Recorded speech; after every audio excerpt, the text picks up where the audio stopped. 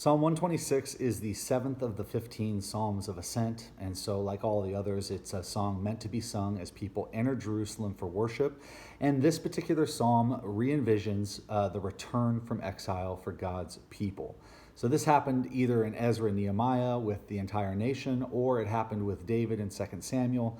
There are several exiles this could refer to, but the point is that this was very much a part of Israel's story, and this psalm is calling all the readers and hearers to re-enter that story and to remember that as one's exiled, it is God to whom we look for hope, and He will someday restore us. And so you might ask yourself, well, how does that matter to me? I was not ever part of the nation of Israel. I don't know how to read myself into that exile.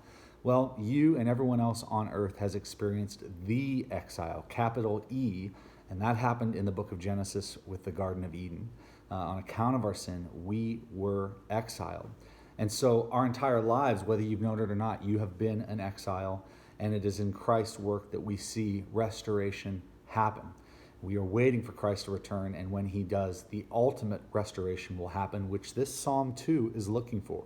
It begins by recounting Israel's exile, and then it arrives at verse 4, which says this: "Restore our fortunes, O Lord, like streams in the Negeb." So this psalm switches from remembering to prayer for future restoration. And so it's waiting for the ultimate restoration that we will experience someday. So read this short psalm today. Think about the fact that you are in exile, and it is in Christ that we find our ultimate restoration back to the promised land, and we wait for Him with that hope.